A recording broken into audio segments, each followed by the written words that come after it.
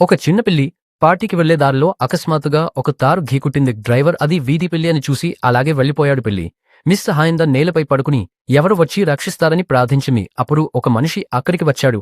అతను పిల్లిని ఆసుపత్రికి తీసుకెళ్లి చికిత్స చేయించాడు. చిన్న పిల్లి ప్రమాదం నుంచి బయటపడింది. ఆ మనిషి దానికి లక్కీ అని పేరు పెట్టాడు. ఇక తనకు ఇల్లు దొరికిందని లక్కీ అనుకుంది.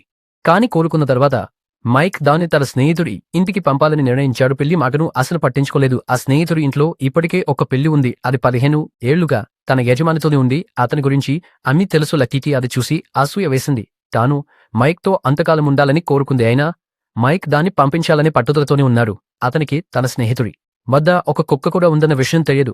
ఆ కుక్క లక్కీని అసలు స్వాగతించలేదు. ఆదకుండా మరిగింది. మైక్ దగ్గర నుంచి వచ్చే పాడైన వాసనను కూడా పసిగట్ తింది. చల్లగా అతను ఎక్కువ కాలం బతకడు అని చెప్పింది. ఆ మాటలు లక్కీకి కోపం తెప్పించాయి. చివరికి మైక్ దత్తత ఇవ్వాలన్న ప్లాన్ విఫలమైంది. అతను రోడ్డు పక్కన లక్కీతో కలిసి కూర్చుని విశ్రాంతి తీసుకున్నాడు. అతనికి పిల్లిని వద్దనుకున్నది కాదు, తాను తీవ్రమైన అనారోగ్యంతో ఉన్నానని, తాము లేకపోతే దాన్ని చూసుకునేవారు ఉండవని భయపడ్డాడు. మందు తీసుకోవడానికి కార్ దగ్గరికి వెళ్లాడు. కాని తిరిగి వచ్చేసరికి లక్కీ కనిపించలేదు. లవ్లీ అని పిలుస్తూ ఆతృతగా వెతికాడు.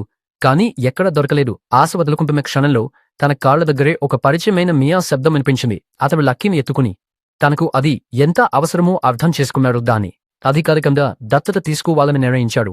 లక్కీని ఇంటికి తీసుకెళ్లాడు. పిల్లుల నియమాల ప్రకారం లక్కీ ఇంటి ప్రతి మూలను జాగ్రత్తగా పరిశీలించి చాలా సంతృప్తి చెందింది. కాని మైక్ ఆరోగ్యం మరింత క్షీణించింది. చికిత్స కోసం ఆసుపత్రిలో చేరాల్సి వచ్చింది. లక్కీ కూడా వెళ్లాలని అనుకుని స్వయంగా క్యారియర్లోకి వెళ్ళింది. కాని ఆసుపత్రిలో పెంపుడు జంతువులకు అనుమతి లేదని మైక్ దాని లోపలే లాక్ చేశారు. లక్కీ ఎంత ప్రయత్నించినా బయటకు రాలేక మైక్ వెళ్లిపోతుండటం చూస్తూ ఉండిపోయింది. ఆ రోజు నుంచి ప్రతిరోజు కిటికీ దగ్గర ఎదురు చూసేది.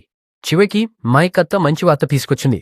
ఆసుపత్రి తోటలో కలవచ్చిరి చెప్పింది. మళ్ళీ కలిసినప్పుడు లక్కీ మైక్ చేతుల్లోకి దూకింది. కాని ఆ సమయం చాలా తక్కువే.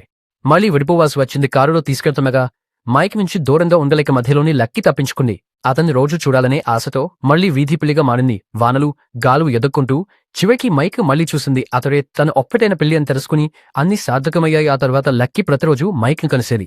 మైక్ కూడా దానికి స్నాక్స్ సిద్ధం చేసేవాడు. అవన్నీ లక్కీకి వీధి పిల్లిగా ఉన్న రోజులను గుర్తు చేశాయి. అప్పుడు మైక్ ఎప్పుడూ ఆహారంతో దాన్ని చూడటానికి వచ్చేవారు. అప్పటినుంచి ఆ మనిషిని లక్కీ హృదయపూర్వకంగా ప్రేమించింది. అతను ఎప్పుడూ దానికి సహాయం చేయడానికి ముందుండేవాడు. ఒక రాత్రి మైక్ పరిస్థితి అకస్మాత్తుగా విషమించింది. అతని హృదయ స్పందన తగ్గుతూనే ఉంది. లక్కీకి అది తెలిసినట్టే అనిపించి ఆసుపత్రి వైపు పరిగెత్తింది. కాని తలుపు ఆగపడింది. మైక్ పిలుస్తూ గట్టిగా అరిచింది. ఆ శబ్దం విని మైక్ అత్త బయటకు వచ్చి లక్కీది చేతుల్లోకి తీసుకుని చివరిసారిగా మైక్ ని చూడటానికి లోపలికి తీసుకెళ్ళింది. లక్కీ అతని చేతిని నాకుతూ అతన్ని లేపాలని ప్రయత్నించింది. కాని మైక్ శాశ్వతంగా తనుమూశారు.